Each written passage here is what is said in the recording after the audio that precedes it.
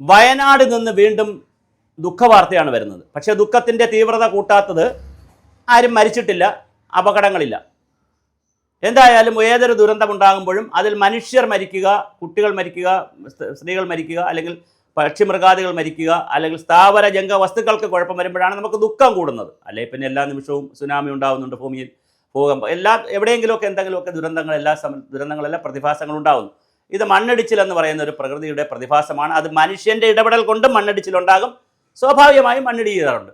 ഇവിടെ സംഭവിക്കുന്നത് മനുഷ്യ ഇടപെടൽ കൂടി കൊണ്ടുള്ള ഒരു മണ്ണിടിച്ചിലാണ് താമരശ്ശേരി ചുരത്തിൽ സംഭവിച്ചിരിക്കുന്നത്. അത് ലക്കിടി എന്ന് പറയുന്ന ഏകദേശം നമ്മളങ്ങ് വയനാട്ടിലേക്ക് കയറുന്ന ഒരു ഭാഗത്ത് വെച്ചിട്ടാണ്, ഗേറ്റിലേക്ക് നമ്മൾ വയനാട്ടിലേക്ക് സ്വാഗതം എന്നൊക്കെ പറയുന്ന ലക്കിടിയുടെ അടുത്ത് വെച്ചാണ് ഇത് സംഭവിച്ചിരിക്കുന്നത്. അടിമണ്ണ് ഇളകിപ്പോയത് കൊണ്ട് മേൽഭാഗത്തുള്ള മരങ്ങളും മറ്റു കാര്യങ്ങളൊക്കെ താഴേക്ക് വന്നിരിക്കുകയാണ്. സുഭാഷിതം ഡിജിറ്റൽ ചാനലിലേക്ക് എല്ലാവർക്കും സ്വാഗതം. ഈ ചാനൽ കാണുക, സബ്സ്ക്രൈബ് ചെയ്യുക, ഞങ്ങൾക്ക് സംഭാവനകൾ അയച്ചു തരിക, നിങ്ങളെ വിശേഷങ്ങൾ അറിയിക്കുക. ഇത്തരം എല്ലാ പ്രകൃതി ദുരന്തങ്ങളും എല്ലാ മാനുഷിക ദുരന്തങ്ങളും എല്ലാം നമ്മൾ ചർച്ച ചെയ്യും. വീണ്ടും ഞാൻ താമരശ്ശേരിയിലിട്ട് പോട്ടെ. നമ്മുടെ രാജ്യത്ത് റോഡ് പണിയുമ്പോൾ, സംസ്ഥാനത്തായാലും രാജ്യത്തായാലും റോഡ് പണിയും PWD മാനുവലിൽ ഒരു കുറവുണ്ട്. ഞാനിത് എഞ്ചിനീയറിംഗ് കോളേജ് വിദ്യാർത്ഥികളോട് പോയി അധ്യാപകർക്കും ക്ലാസ് എടുക്കുമ്പോഴും പറയും, അല്ല എഞ്ചിനീയറിംഗ് ഡിപ്പാർട്ട്മെൻറ്റുകളോട് ഇത് സംസാരിച്ചിട്ടുള്ള വിഷയമാണ്, മന്ത്രിമാരുടെ ശ്രദ്ധയിൽ പോലും പെടുത്തിയിട്ടുള്ള വിഷയമാണ്. അതായത് നമ്മൾ റോഡ് പണിയുമ്പോൾ അലുവ കട്ട് ചെയ്തെടുക്കുന്ന പോലെ, കത്തി വെച്ച് അലുവ അല്ലെങ്കിൽ മത്സ്യമൊക്കെ കട്ട് ചെയ്യുന്ന പോലെ, ചൂരയെല്ലാം കട്ട് ചെയ്യുന്ന പോലെ കറക്റ്റ് 90 ഡിഗ്രിയിലാണ് നമ്മളെ റോഡുകളുടെ സൈഡൊക്കെ നിൽക്കുന്നത്. അത് മാത്രമല്ല, അങ്ങനെ 90 ഡിഗ്രിയിൽ കട്ട് ചെയ്ത് വെച്ച് കഴിഞ്ഞാൽ പിന്നെ നമ്മൾ എന്ത് ചെയ്യും, അവിടെയുള്ള വൻ മരങ്ങളും അതും ഇതൊക്കെ പോയിരിക്കും. പിന്നെ അവിടെ പുൽച്ചെടി പോലും കാണുകയില്ല, വെറും മണ്ണാണ് ഇങ്ങനെ എക്സ്പോസ് ചെയ്ത് നിൽക്കുന്നത്. ആ മണ്ണ് കാറ്റിലും മഴയത്തും നല്ല വാഹനങ്ങൾ ഒരുപാട് പോകുന്നുള്ള വൈബ്രേഷൻ കൊണ്ടും ആ മണ്ണ് ലൂസാവും. അങ്ങനെ ലൂസായി അതിൻ്റെ ബോൾഡേഴ്സ് അതിൻ്റെ കട്ടി ഭാഗങ്ങൾ ഇളകിപ്പോയാൽ ലൂസായ മണ്ണ് ഇളകുന്നത് ഒരു ദിവസമായിരിക്കും. ഇളകുമ്പോൾ അതിൻ്റെ മുകളിലോട്ടുള്ള അതിൻ്റെ ബേസ് പോവുകയും മുകളിലോട്ടുള്ള മുഴുവൻ താഴെ വന്ന് വീഴുകയും ചെയ്യും. ഇതാണ് ചുരത്തിലൊക്കെ സംഭവിക്കുന്നത്. ഈ ലക്കിടിയിലും അതാണ് സംഭവിച്ചത്. അപ്പോൾ വിദേശ പിന്നെ എൽ സാൽവദോർ പോലുള്ള ഒരുപാട് രാജ്യങ്ങൾ, ഞാൻ ഓരോ രാജ്യത്തിൻ്റെ പേര് പറയുന്നില്ല, പെട്ടെന്ന് ഇങ്ങനെ വന്നപ്പോൾ ഒരു രാജ്യം പറഞ്ഞതാണ്. ഒരുപാട് രാജ്യങ്ങളിൽ റോഡ് പണിയുമ്പോൾ 90 ഡിഗ്രി കട്ട് ചെയ്തല്ല മലയിൽ തുറന്നു പോകുന്നത്. അങ്ങനെ കട്ട് ചെയ്ത് പോകേണ്ട സ്ഥലമുണ്ടെങ്കിൽ ചിലപ്പോൾ ചിലയിടത്ത് അങ്ങനെ വരും. അങ്ങനെ വന്നാൽ പോലും ആ കട്ട് ചെയ്ത് റോഡ് ഉണ്ടാക്കിയതിന് ശേഷം അതിൻ്റെ സൈഡിലിരിക്കുന്ന മലകളിൽ ചരിവ് സ്ലോപ്പ് മെയിൻറ്റെയിൻ ചെയ്യാൻ പറ്റുമെങ്കിൽ പരമാവധി സ്ലോപ്പ് മെയിൻറ്റെയിൻ ചെയ്യും.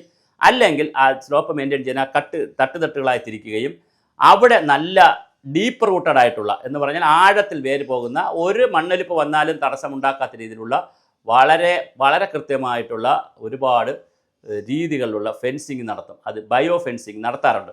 രാമച്ചം ഇതിന് പറ്റിയ ഏറ്റവും നല്ലൊരു പുൽച്ചെടിയാണ്. രാമച്ചത്തിൻ്റെ ഗുണം അത് മണ്ണൊലിപ്പ് കുറയ്ക്കും. മണ്ണൊലിപ്പ് കുറച്ചാൽ തന്നെ മണ്ണിടിച്ചിലും കുറയ്ക്കും. ഇത് കുറച്ചാൽ തന്നെ ഈ ലാൻഡ് ഇങ്ങോട്ട് താഴോട്ട് വരുന്നതിൻ്റെ. അപ്പോൾ രാമച്ചം പോലുള്ള, അതുപോലെ തന്നെ ഗേബിയൻ സ്ട്രക്ചറിലുള്ള, അത് കമ്പി വല കൊണ്ട് കിട്ടുന്നൊരു സ്ട്രക്ചറാണ് ഗേബിയൻ സ്ട്രക്ചറിലുള്ള പരിപാടികൾ. ഇങ്ങനെ നിരവധി സാങ്കേതിക വിദ്യകൾ ലഭ്യമാണ് ലോകത്ത്. പക്ഷെ നമ്മുടെ റോഡ് നിർമ്മാണത്തിൽ അതില്ല. നമ്മുടെ റോഡ് നിർമ്മാണം എന്ന് പറഞ്ഞാൽ റോഡിനെടുക്കുന്ന സ്ഥലവും അതിലൂടെ പോകുന്ന ടാർ ഇടുന്ന അത്രയും സ്ഥലവും, പിന്നെ മാക്സിമം പോയാൽ അതിൻ്റെ ഒരു ഓട കിട്ടുന്ന സ്ഥലം കൂടിയേ നമ്മൾക്കുള്ളൂ. അതിനപ്പുറത്തോട്ടുള്ളത് ലൂസ് സോയിലാണോ, ചരിവാണോ, മലയാണോ, അവിടെ കൃഷി ചെയ്തിട്ടുണ്ടോ, ഒന്നും നമുക്ക് പരിഗണനാ വിഷയമല്ല. ഇത് മാറേണ്ട സമയമായി. അപ്പോൾ വളരെ കൃത്യമായി നമ്മൾ പറയേണ്ടത്, പിന്നെ വയനാട് ചുരത്തിലുണ്ടായിട്ടുള്ളതുപോലുള്ള പ്രശ്നങ്ങൾ കേരളത്തിലെ മലനിരകളുമായി ബന്ധപ്പെട്ട എല്ലായിടത്തും വരാം. അപ്പോൾ അവിടെയൊക്കെ റോഡിൻ്റെ സൈഡ്, ഈ മലകളും ചരിവ് പ്രദേശവും സ്റ്റെബിലൈസ് ചെയ്യുന്നൊരു പ്രോസസ്സ് നമുക്ക് നടക്കണം. അവിടുത്തെ കൃഷി രീതികൾക്ക് വേണ്ടി പ്രത്യേക കോഡുണ്ടാവണം. ആളുകൾക്ക് ഇഷ്ടമുള്ളതൊന്നും അവിടെ കൃഷി ചെയ്യരുത്. മണ്ണിളക്കമുള്ള കൃഷി ആ മലയിൽ ചെയ്യരുത്, അവിടെ ആൾതാമസം ഉണ്ടെങ്കിൽ. അങ്ങനെ ഒരുപാട് കാര്യങ്ങളുണ്ട്. എന്തായാലും താമരശ്ശേരി ചുരത്തിൽ ഇത് വന്നില്ല, പിന്നെ ആളപകടം ഉണ്ടായില്ല. അത് അത്രയും സന്തോഷം, നമുക്ക് ആനന്ദം നൽകുന്ന കാര്യമാണ്. പക്ഷേ ഗതാഗതം സ്തംഭിച്ചിട്ടുണ്ട്, അത് നോക്കുന്നു. അവിടെ വയനാടിലേക്ക് പാരലൽ റോഡിനെക്കുറിച്ച് ചിന്തിക്കുന്നു, വയനാട് തുരങ്കത്തെക്കുറിച്ചും ചിന്തിക്കുന്നു. വയനാട് തുരങ്കത്തെക്കുറിച്ച് രണ്ടഭിപ്രായമുണ്ട്. അത് വലിയൊരു വിഷയമായി തന്നെ ആളുകൾ ഉയർത്തിക്കൊണ്ടുവന്നിട്ടുണ്ട്. അതിൻ്റെ പരിസ്ഥിതി അനുമതിയുടെ പ്രശ്നമുണ്ട്, ഒരുപാട് വിഷയങ്ങളുണ്ട്. അത് കേന്ദ്ര ഗവൺമെൻറ്റുമായി സംസ്ഥാന ഗവൺമെൻറ് വിഷയങ്ങളായി കോംപ്ലിക്കേറ്റ്, വളരെ സങ്കീർണമായി നിൽക്കുന്ന വിഷയമായതുകൊണ്ട് അത് നമുക്ക് മറ്റൊരു വീഡിയോ ചെയ്യാം. എന്തായാലും വയനാടിൽ പോലുള്ള പ്രദേശത്ത് താമസിക്കുന്ന ജനങ്ങളും ഭരണകൂടങ്ങളും കളക്ടറും എല്ലാവരും ഡിസാസ്റ്റർ മാനേജ്മെൻറ്റുകാരുമൊക്കെ ശ്രദ്ധിക്കുക. ഇനിയും ഒരു റോഡ് സർവേ നടത്തി, PWDയുടെ നേതൃത്വത്തിൽ ഒരു റോഡ് സർവേ നടത്തി എവിടെയൊക്കെയാണോ ഇടിയാൻ സാധ്യതയുള്ളത് അവിടെ ആ മലനിരകൾ സ്റ്റെബിലൈസ് ചെയ്യാനുള്ള, അല്ലെങ്കിൽ അത് ഉറപ്പുവരുത്തി നിർത്താനുള്ള ഫെൻസിങ്, ബയോ ഫെൻസിങ് പോലുള്ള കാര്യങ്ങൾ ചെയ്താൽ തീർച്ചയായിട്ടും വലിയ മാറ്റമുണ്ടാകും. അതിനുള്ള പ്രവർത്തനങ്ങൾ അവിടെ നടക്കട്ടെ.